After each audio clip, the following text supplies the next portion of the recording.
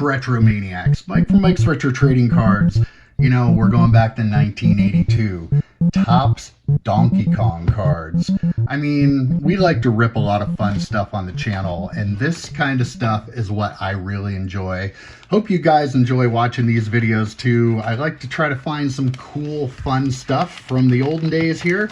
And, you know, if you like what you're watching, hit that subscribe button if you just found us here. You know, help the channel out a little bit. But let's dig into this box of 1982 Topps Donkey Kong. You know, we're going to call it the Mario rookie card, right? I don't think Mario had any cards. I opened up the box of 1989 Nintendo cards and got a lot of Mario out of here. But he was on these cards back in the Donkey Kong day. You know, I'm a child of the 80s. I loved hanging out at the arcades back in the day, and Donkey Kong was one of my favorites. So each of the packs here is going to have 3 stickers. They're going to have, you know, our 1 stick of gum. No, I will not be trying that today. Maybe tomorrow. And they also have 3 cards. So let's get to it and see what we have here. Looks like there. All right. Got... the cards are all scratch-off cards, very similar to the box of 1989 Nintendo I opened up on the channel. Wow, look at that, starting off with a duplicate. And the stickers. The stickers are very, very cool on these, but, you know, black borders, not the easiest to get in good condition, but these fairly decent for as old as these cards are. I've opened up some other product from back in the day. Specifically, I did some Donruss rock cards from 1978, and they were black border, and wow, they were horrible condition. What we have here. You know, a lot of the same stuff on the cards there. There's a Mario. Looked a little different back then, didn't he? Oh, look at that. We could keep track of our high score. That'd be pretty cool. Might have to go in there and flex my high score on this.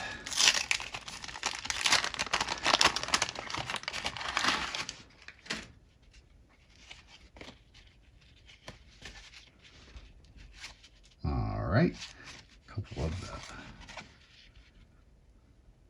Very cool. You drive me bananas. I'm ape over Donkey Kong. Look at that one. Very cool. Big fan of these. I mean, I loved any of the older video game, you know, the television show cards. Just so much cool stuff out there.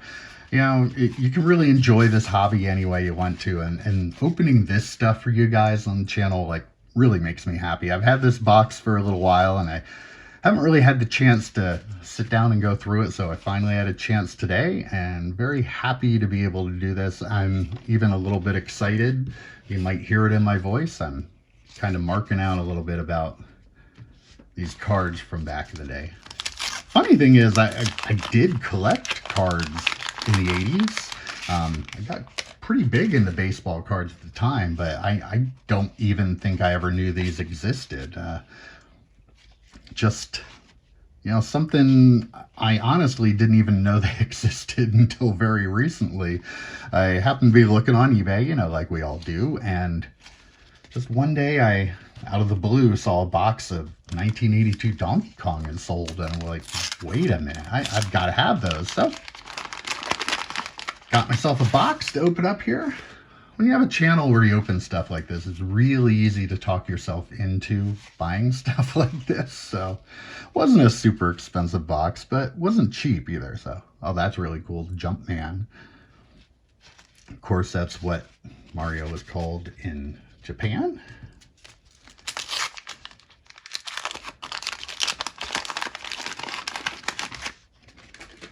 Back of the stickers look like they make up a puzzle too.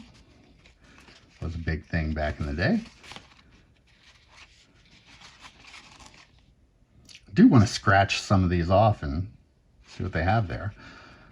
The stickers, though, are really the cool part of all this.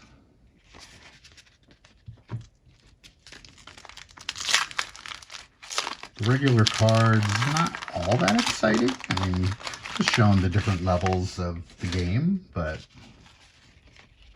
oh, there's the elevator level. Very cool. If you never played this game, you literally have no idea what I'm talking about. But that's okay. They're still cool looking, right?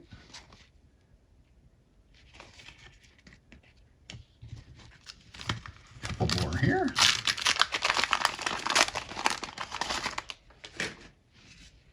I do kind of miss the days of open up old wax packs too. Foil, I know it keeps the cards better, it keeps them a little safer from people reopening stuff and resealing them, but nothing quite like ripping into a wax pack, especially the ones with gum in them. Save that gum. Maybe EP will want to take a shot at that one. So.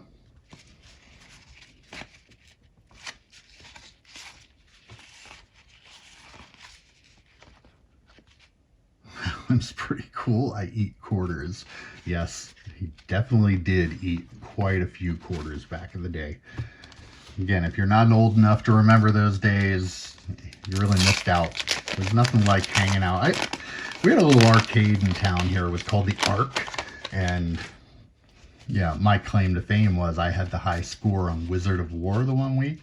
They used to run a competition every week on different games in the arcade, and if you had the high score for the week, you won $10 in quarters. So I have a very vivid memory of winning that. You know, you got your name on the sign outside of the arcade. You were a little bit of a local legend for a week there, but I remember I got my $10 in quarters, and the first thing I did was walk over to the Donkey Kong game, and I played that for probably an hour. Spent quite a few of the quarters I got there for the $10 on this particular game, but I love Donkey Kong. I still love playing it to today. My wife and I just recently, I've started heading off to some different retro arcades in the area here. I live in Pennsylvania, and we've gone to a few. My wife and my kids took me on a little trip for my birthday the last couple of years to a couple of the retro arcades. There was one in Redland, New Jersey, where Jay and Silent Bob's Secret Stash comic store is.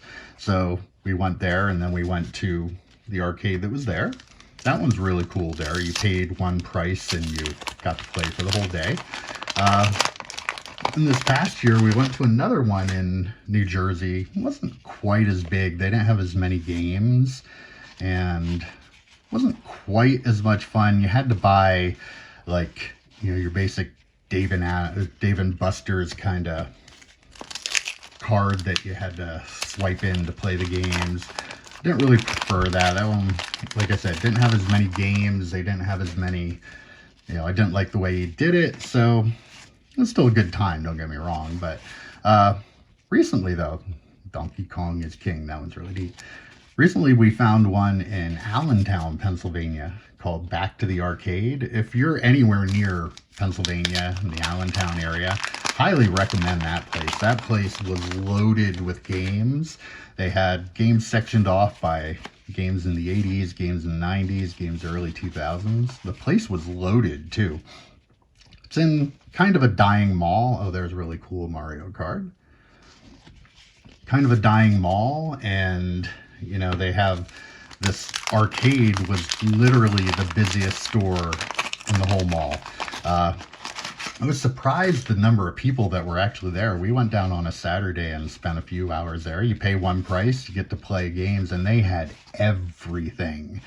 I couldn't think of any games that I really enjoyed from the 80s that they didn't have there. Played a little bit of track and field, like a boss. But yeah, highly recommend that place. It was so cool.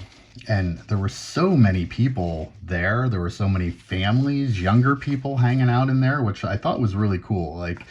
Very cool that somebody could do that and have success with it, and have people coming and taking part, having younger kids coming in and learning how to play these games we grew up on.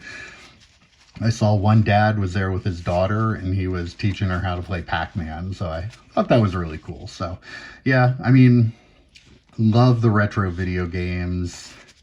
Love going to the retro arcades. Love opening these cards.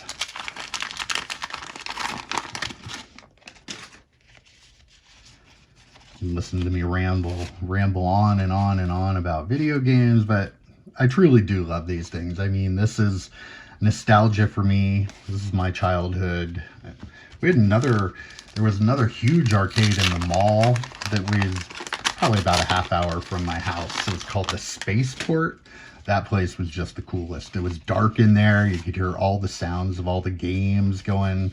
Just a really unique experience for anybody that used to go to them. Like, it's just a blast when you walk into one of these retro arcades now and hear the same sounds and see the same lights flashing around. So really cool. Highly recommend though checking out the one in Allentown if you're anywhere near here. They don't pay me. I'm just giving you my recommendation from being there. Even my wife had a good time there. She found the game Frogger, and she's now hooked on playing Frogger. Every time I was looking for her, I'd walk back to the Frogger machine, and there she'd be. So, very cool. Back to these cards here. I love this high score one.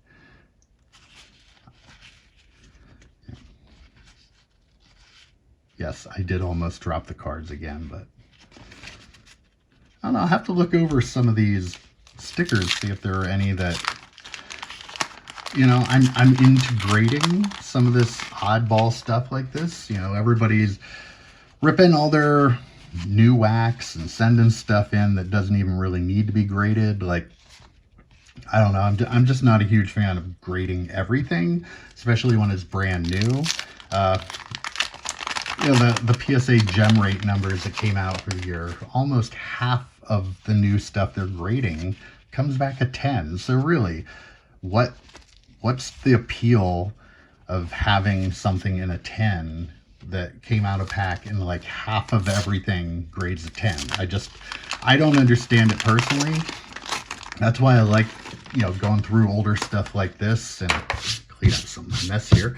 Going through older stuff like this and trying to find things that are in great condition. Like, that's really unique when you can find, you know, take this card. If that card were ever to grade a 10, like, that has value to me.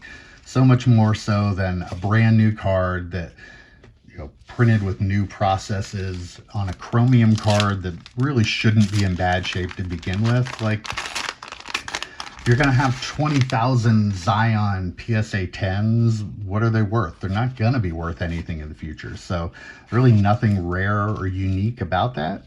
Sorry to ramble on about that, but it just, I don't know. Cool stuff like this is where I like to play. I like trying to find unique things. I've done quite a bit of that over the last couple of years.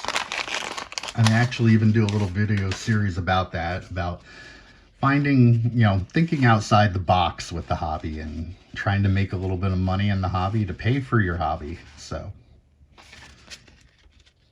and it's stuff like this that I just really think people sleep on, you know, to find you something unique. Find something out there that when somebody sees it, when you offer it for sale, they're like, oh, wow, I need to have that. So, oh, that's a great sticker right there. Donkey Kong and Mario Rookie on the same card, right?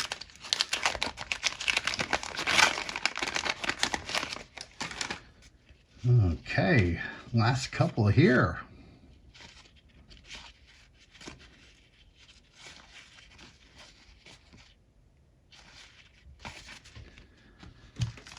And like I said, the regular cards aren't anything all that exciting, but I really do like the stickers. They're definitely the highlight of this set.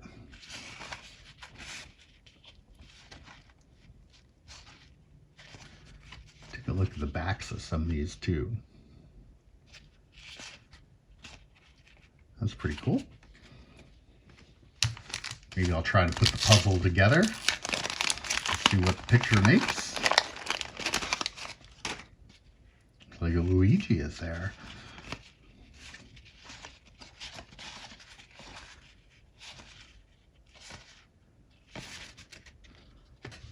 And the last three.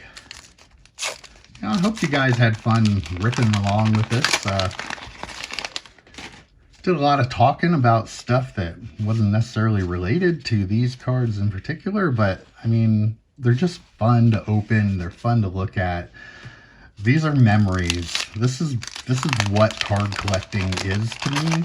It's nostalgia. It's that wanting something from your childhood, remembering those days that you did something you really enjoyed that you don't really get to do anymore. So, I hope this was a trip down memory lane for some of you guys. And, if you're new to this stuff, you didn't know this game, check out some older stuff like this. Check out the game. It's a lot of fun. I don't care if it's now or if it's 1982. This stuff was a lot of fun. And, check it out. Look into some different stuff like this. Have fun with the hobby. Do things that you enjoy, because I really enjoyed ripping this, and I hope you enjoyed watching the video. Again, leave us a like, subscribe if you haven't, leave me a comment. What do you think about this? And we'll catch you on the next one.